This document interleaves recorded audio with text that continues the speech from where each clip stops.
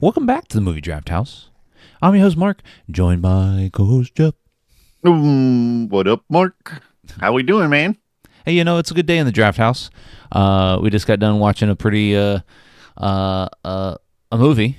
We got done watching a movie. I was gonna say, don't put words in my mouth. We just got done watching a pretty movie. A pretty movie. The cinematography was pretty good in this movie. Anyways, Jeff, tell us what the theme is this year, and go ahead and run it down. Let me take a sip of water. This is my favorite part of the podcast every week. Is it? Let's see what I can pull from it here. His name's Peter Craig, right? Yes. The writer guy? Yeah. All right. So what we're doing this year is 1 degree of separation. So each film has one thing tying them together. But specifically a person, be it a director or an actor or even a writer, as some of us have used. So, for example, we ended last year watching A Simple Favor starring Anna Kendrick, who was in the movie Live After Beth, which starred Paul Reiser, who was in the film Whiplash, which starred Miles Teller, who was in Top Gun Maverick, which was written by Peter Craig, who also wrote don't get caught Gladiator now. 2, which starred Pedro Pascal, who was known as the penis collector in the film Drive Away Dolls, which starred Margaret Qualley, who was in The Substance, which starred Demi Moore, who was in Indecent Proposal, which starred I never remember this guy's name when it comes time. Billy Bob Thornton. Yeah, you did. Who was in Armageddon, which starred both Peter Stormare and Steve Buscemi, who were in the film Fargo, which starred Frances McDormand, who is in this week's film 3 Billboards Outside Ebbing, Missouri. Give it up for fucking Jeff, folks. Round of applause. Round of applause. This is getting harder every week, and we're only in March. I can just wait until we're into like June and July, or God forbid October. We spend 30 minutes running down the films. You might at that point need to add timestamps in the podcast so that people can just skip it. But well done, sir.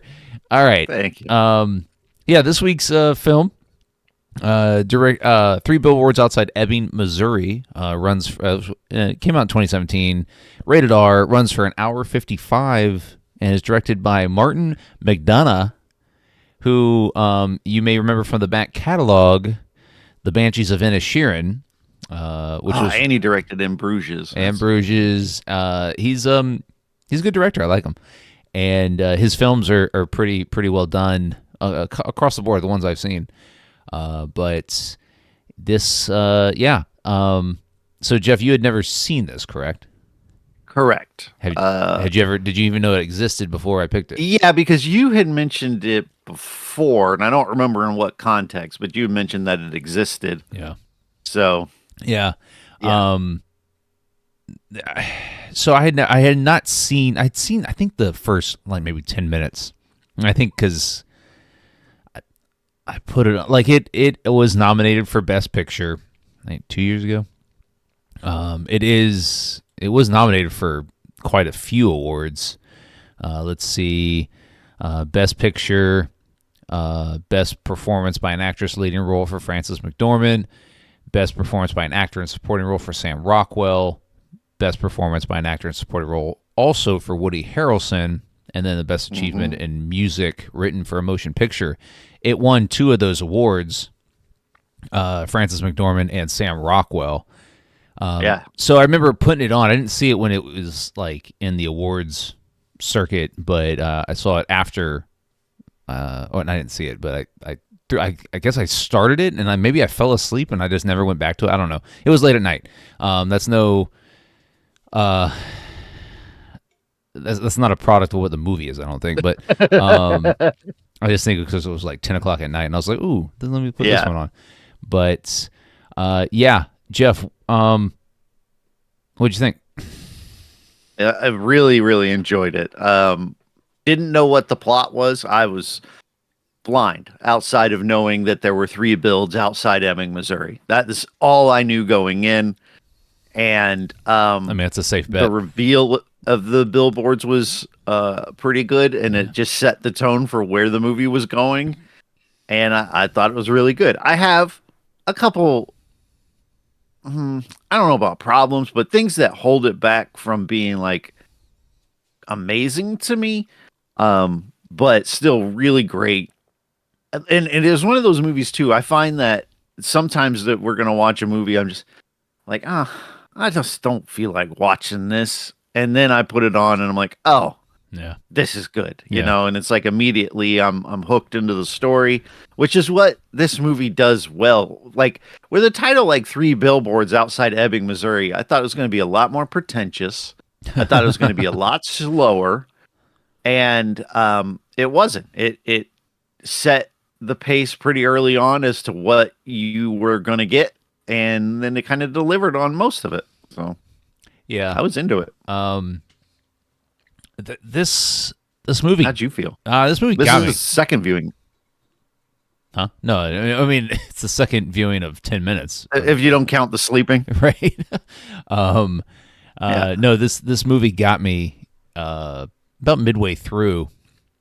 Yeah, what part was that? Because where Woody Harrelson takes his family on a kind of a last great day, okay. and then pens the letter to his wife, and then kills himself. It's just I didn't see that coming. no, for sure, and up to that point, Woody Harrelson's character was kind of this gray character, I would say. He's the sheriff or the police chief of this small town in Missouri, and his police department, I wouldn't say is corrupt, but kind of operates in this gray space. And he's got an affinity towards Sam Rockwell's character, who is a very dumbass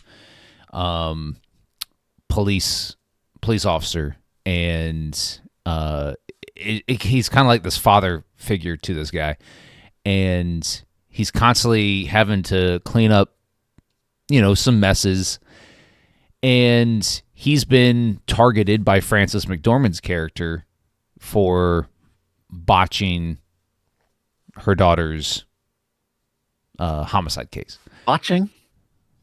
Yeah, botched. I think she believes it's botched, or at least right. That's what I'm saying.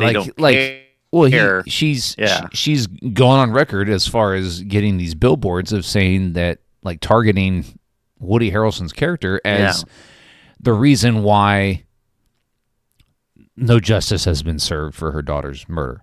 And then over the course of the film, we learn that Woody Harrelson is he's a family man. He's kind of a non-traditional father figure, I guess. They sit around the table and they eat dinner together, but he's cursing but like his kids love him, and his wife adores him, and it's so like Woody his wife.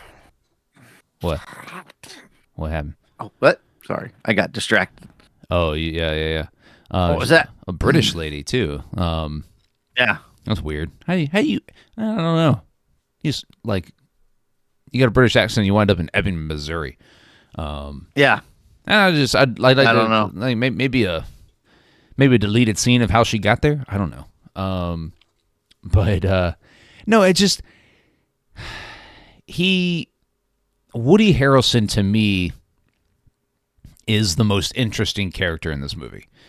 And we don't get exposition behind a lot of things after his death, from the letters that he writes to different people, and I thought that was a really cool storytelling method, because it would have been one thing for us to, because this movie's not that long for a drama like this.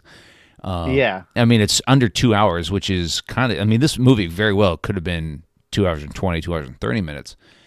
But what Martin McDonagh does here is he takes a lot of exposition and then kind of just compresses it into these narrative bits where Woody Harrelson's reading their letters that he wrote while people are, after his death, while people are reading them.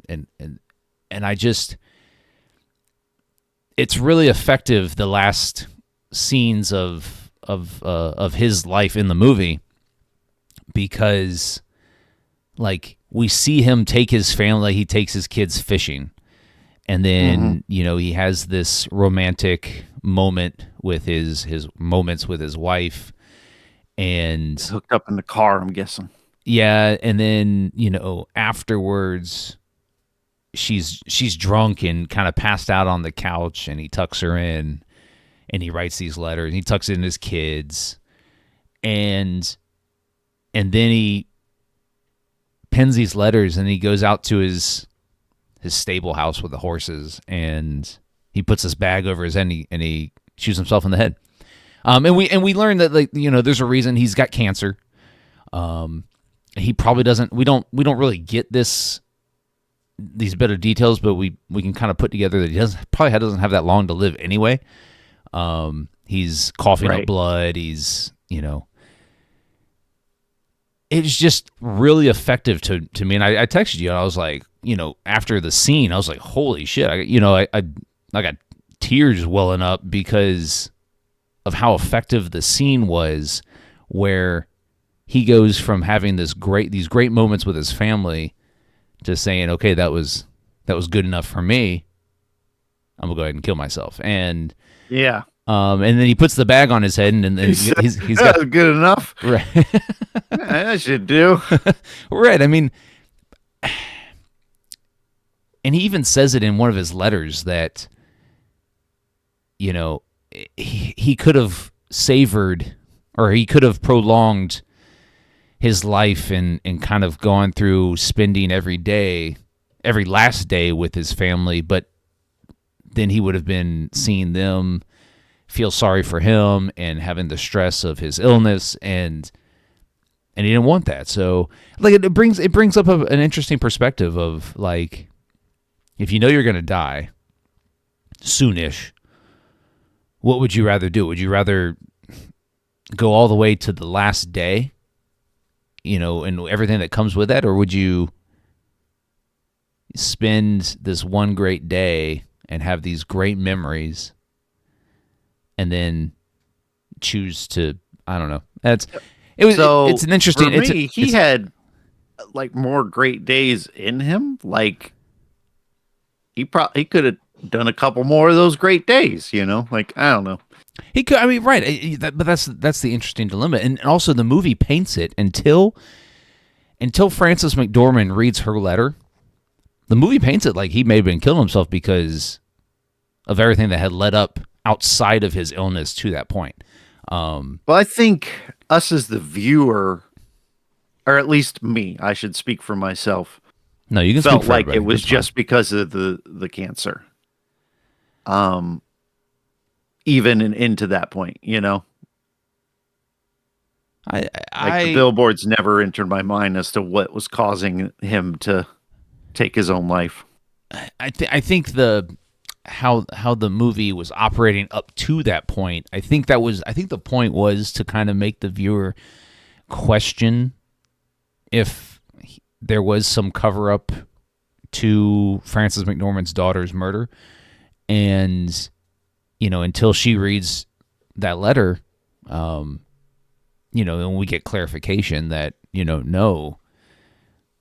Sometimes it takes a while, and sometimes not everything is known right away, and the fact that he was actually actively working on her case up until the day that he killed himself. And so it sheds this light, and then you see the movie have to pivot, right? You see, like, Frances McDormand has to pivot away from blaming the police. And then she has to kind of take the mantle from Woody Harrelson's character and say, okay, well then I'm going to go try to do this myself. I thought, it's a very unique pivot for a movie like this, because Woody Harrelson was really the linchpin. His character was really the linchpin, behind the motivation throughout the film. And it just, and this film is comedic. It's kind of, it's got some dark humor. And I thought Sam Rockwell and Woody Harrelson do a really good job of playing off each other. Sam Rockwell does a excellent job of playing a dumbass. I love Sam Rockwell. He's such a good actor. You could throw Sam Rockwell in any movie, and he probably just makes it good. He just raises, it's certainly at least better. Right, he raises the we floor. We could test of a that theory. I could pick Gentleman Broncos, the one I said I'm pretty sure you won't like. But but I don't know. I mean, what did you think? What did you think about Woody Harrelson's character and the motive? I think it's good. Yeah. But I would say, to me, the most interesting character ended up being Sam Rockwell. In the end, I think he had the best arc. Woody Harrelson's does get kind of cut short, whereas I feel like Sam Rockwell had the most growth, had the most change, and yet was still impulsive and crazy, right. when we get to the end. But I did enjoy Woody Harrelson, but I definitely enjoyed the supporting cast a little more, to me. I think Frances McDormand is just sort of a badass, in a lot of ways, but a broken one, right? She don't take no shit, but she's also kind of crazy. But some of my favorite moments were when people would try to get in her face and shit, and she would just shut them down. Which, because she was such a badass, there's that moment in the store, though, when that guy comes in, and you can tell she's kind of off her game. She's still putting up a tough veneer, but she also realizes she's kind of in a bit of danger here. Yeah. So I think she's amazing in this, and I think the character was complex. And then Sam Rockwell, I think, was some of the most fun to watch. It was such an interesting, funny, sad story arc for him. Well, there's a lot of that here in this film. Interesting, sad story arcs, right? John Hawkes, her estranged husband, or I don't even know if they're divorced or separated or whatever. He plays an abusive father, husband. Yeah, right. I was ready for her in that, when they're in the diner or in that place having dinner, when she grabs the bottle, just the way she's holding it, you're like, she's gonna fuck this guy up. Also, Samira Weaving. I love Samira Weaving. It's always fun seeing her on in a movie. Which character was she? She was the 18-year-old girlfriend.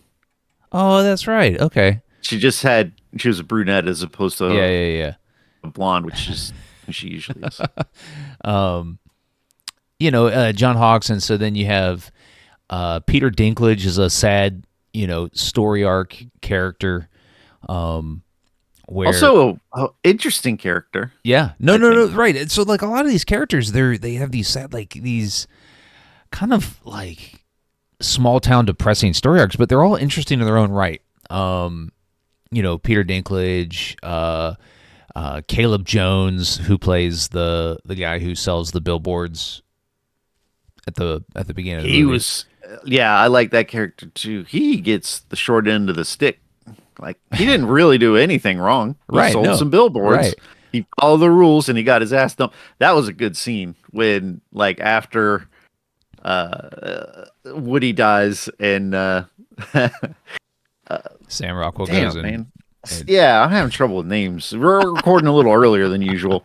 And Sam Rockwell goes over, just busts the window, climbs up, busts the other window, dumps his ass out the window.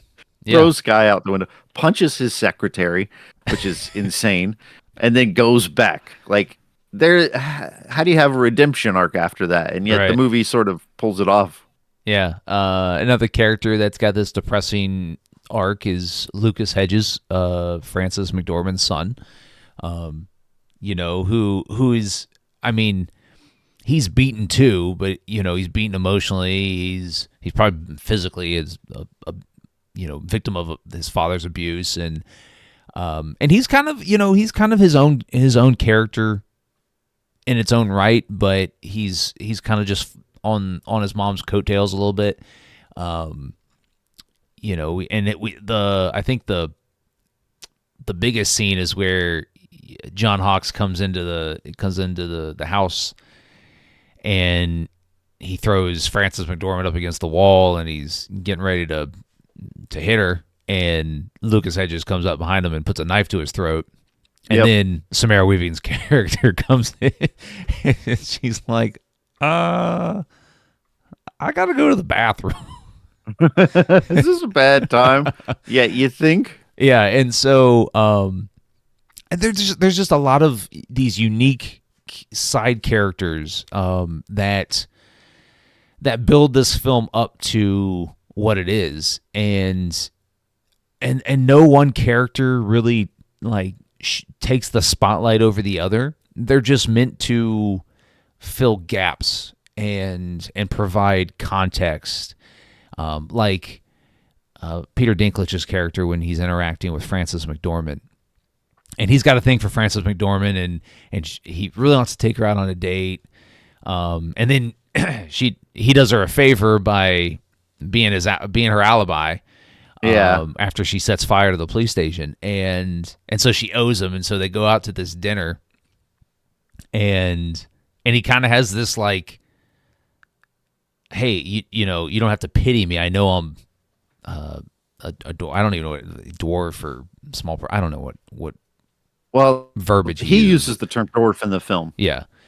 Everyone else uses the you can say more offensive term. Yeah. Okay. I'm not going to say the term. You're not going to trick me. It rhymes with widget. But so for those of you who've gone further than I would have. I'm just saying it, and that's what it rhymes with. But he kind of tells her, hey, yeah, I like you, but you don't have to pity me. And I just thought it was a really good scene. Peter Dinklage was a fantastic actor. I don't necessarily like the dyeing of his facial hair here. I didn't even notice because it just doesn't look real natural to me. But and maybe they did that just to make him look maybe younger. But he's a good unique character in the film. And, it takes all of those characters to kind of build this film to its conclusion of, Frances McDormand and Sam Rockwell, coming together. And this film isn't the same without all of those characters, and all these actors actually put it in really good work. Yeah, I agree. How did you feel about the redemption arc for God damn Sam Rockwell? Yes. Okay. I thought it was a little quick, right? And it has. I guess it has to be because the movie's not that long. But I just thought like he maybe turned on a dime a little bit. Well, he got the letter from Woody. Right. Right. And he kind of like looked in turn, and he had gone through a good bit. Like at first I thought he set fire to the billboards, it makes the most sense that he did. Yeah, for sure. But, he didn't. And he goes back in, his life's kind of a mess. They tease that he might commit suicide at, yeah. or something. And, when he reads the letter, and the house gets set on fire, or the The police station's on fire. He jumps out. He saves the file. Goes to the hospital where he sees the guy he dumped out a window. Yeah. And apologizes. They kind of make amends in a tenuous way. And I also thought that was a little quick too, because I don't know if somebody throws me out of a second story window, I'm probably not forgiving you in the moment, right? I'm just like, but what if they were horrendously burned and they apologized? I am not I'm not trusting you again. Like, I'm not going to be on the second floor of any building with you. Yeah. But yeah. Hey, I got to let it go. You're half on fire. Yeah.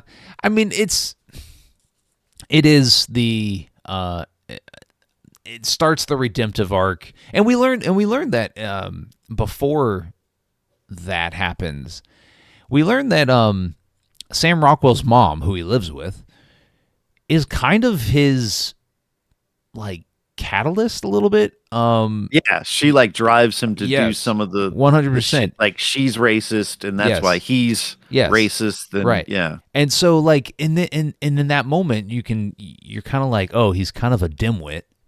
And he's very trusting of his mother, and his mother is feeding all this stuff into him. You recognize her? No. The mother? Sandy Martin? Her name is Mama Dixon in the movie.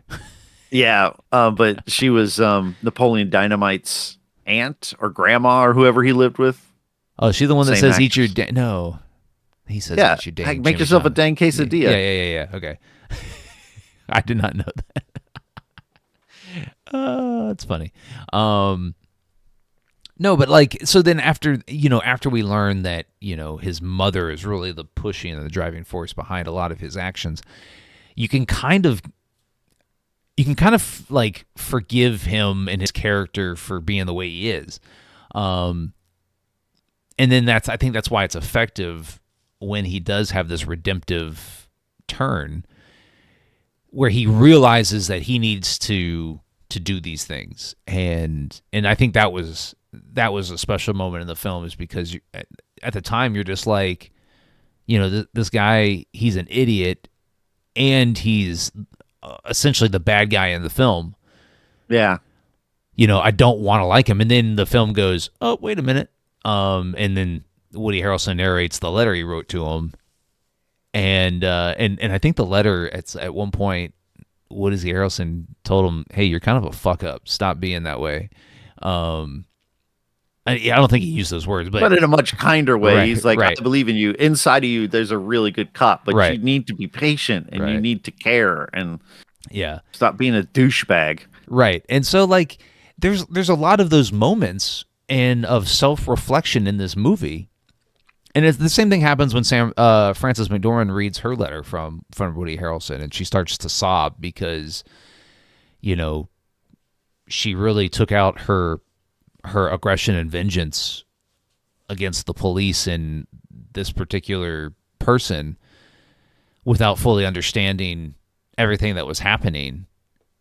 And now he's dead, and now you're stuck with, this regretful feeling that, maybe some of this, maybe some of my actions drove him to do this. And it's just really effective. It's, throughout the film, these effective moments. But yeah. So some of my favorite moments is Frances McDormand not taking any shit. One of my favorites is when she goes to drop her son off at school. Oh, yeah. And they she kicks throw everybody in the nuts. Can, and then she goes up to the kids. Like, they're not little kids, they're like teenagers. Yeah. And it's like, do you know who threw the can? Nope. Kicks them right in the shit. And then asks the girl and kicks her in the balls. No. Is that what women have? I don't know. But it hurts the same though, and I've then heard. just beats the shit out of these kids, which is great. Yeah. Yeah. And I love her. And like, one of my favorite moments too is when she goes in the police station and calls him like Sam Rockwell like a dumb fuck after he arrests her friend for no reason. He's possession, but like, who cares? And then the other like lieutenant or whatever was like, hey, don't curse at him. And she's like, shut the fuck up. He does. And he tells Sam Rockwell, he goes, You can't let her call you a dumb fuck in the police department. I mean, it's good. Like I do. I like, you know, you. Man, then when the priest comes over and like he's trying to pressure her, Oh yeah. and she's like, "You're culpable," you know, with I all think the stuff that's that that's the probably church one of the does. best scenes in the movie.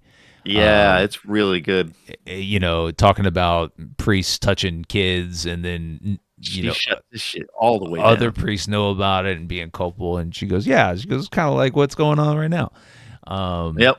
Yeah, it's very effective in small moments like that. Is because that's just dialogue, and it's dialogue in her house. There's no voices weren't raised. It's just they're having a conversation, and it's super effective. Is because it allows me personally allowed me to understand in a way what she's doing and what she's going through and why she's doing the things she's doing. Like we don't have to see her do these things. It's just this example of negligence, and it was just very effective. Again, very effective. What'd you think of the end of the movie? See that? So, I kind of wanted them to go do what they were gonna do, and I wanted to watch that. Like, I wanted to see Yeah. these two like go and complete their mission. Like, I get the feeling they didn't, right? Like, as Right. they start driving. So, if you didn't watch the film, you should watch it. But they're gonna go kill this guy that um Sam Rockwell thinks is a rapist. He's basing it off of a conversation he overheard, In the bar. which Right. is circumstantial at best. Like he could have just been gloating or Yeah. whatever. But he's like, I'm pretty sure he's a rapist. Let's go kill him. And Frances McDormand, being that she doesn't have anyone to blame for the death of her daughter, is like, fuck yeah, let's go do it.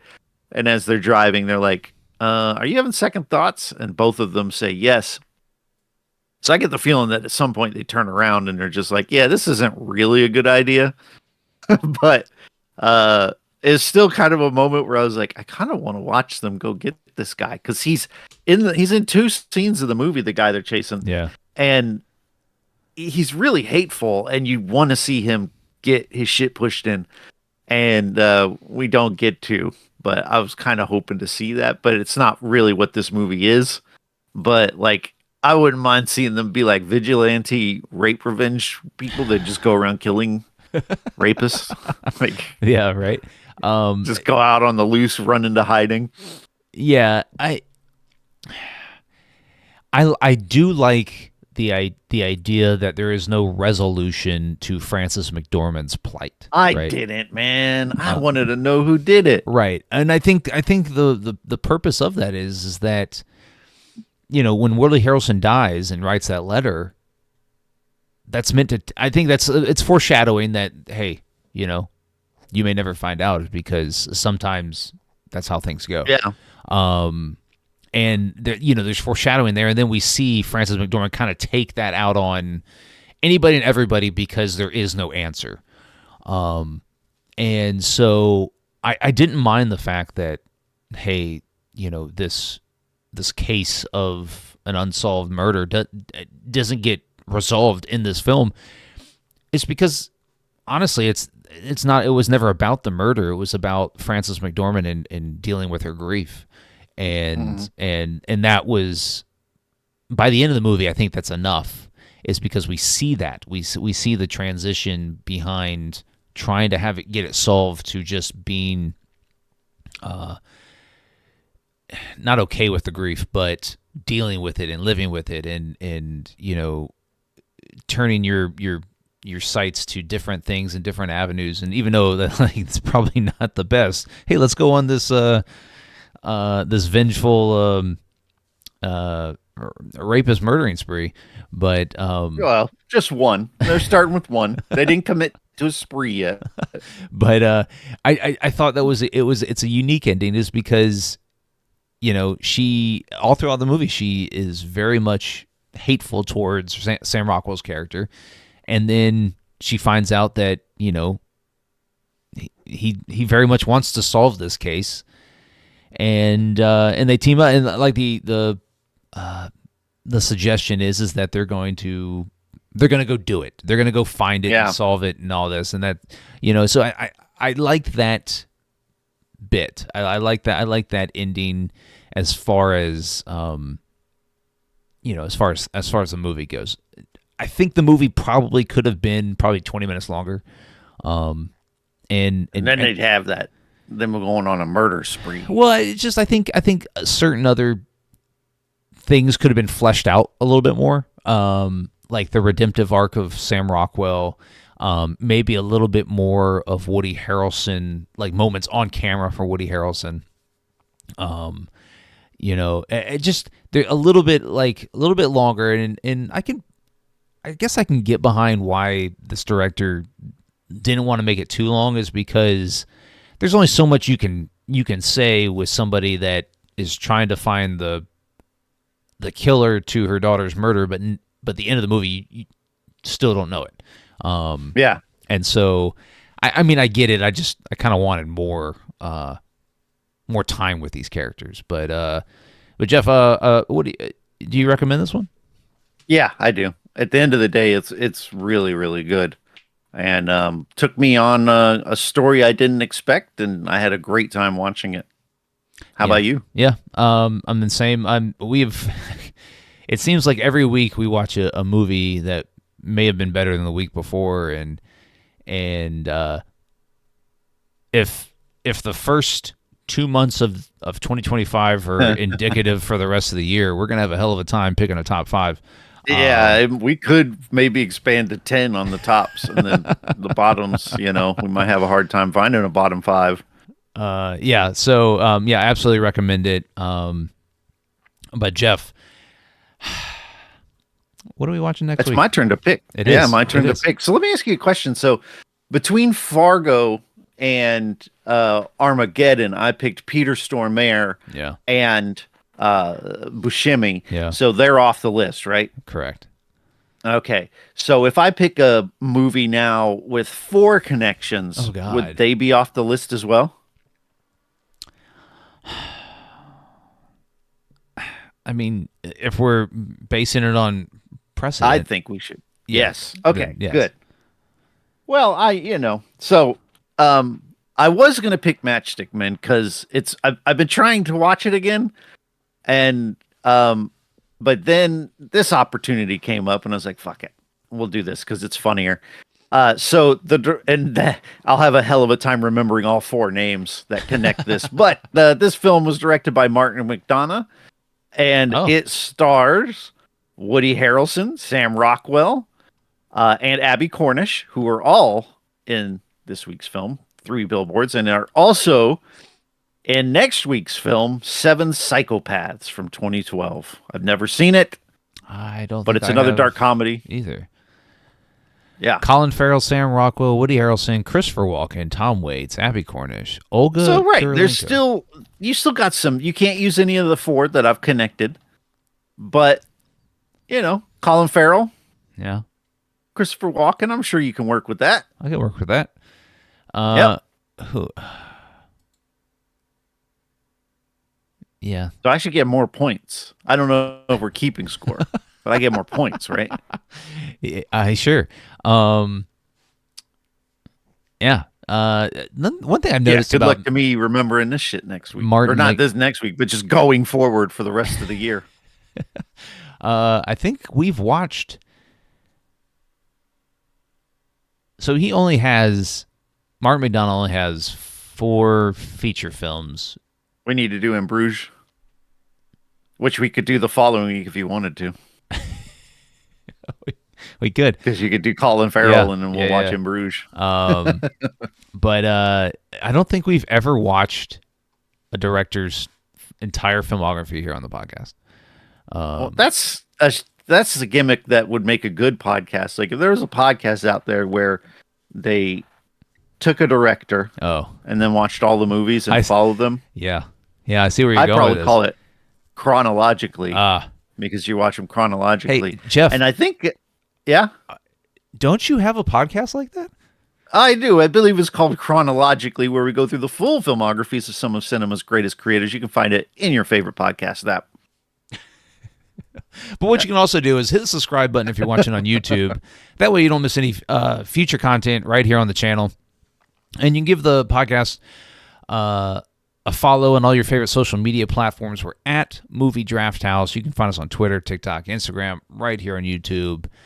Give us a like, follow, and subscribe. But don't forget, the podcast releases weekly, every Thursday on your favorite podcast streaming platform. Jeff, any last words? Check out my other podcast called All Things Being Sequel. And that's it.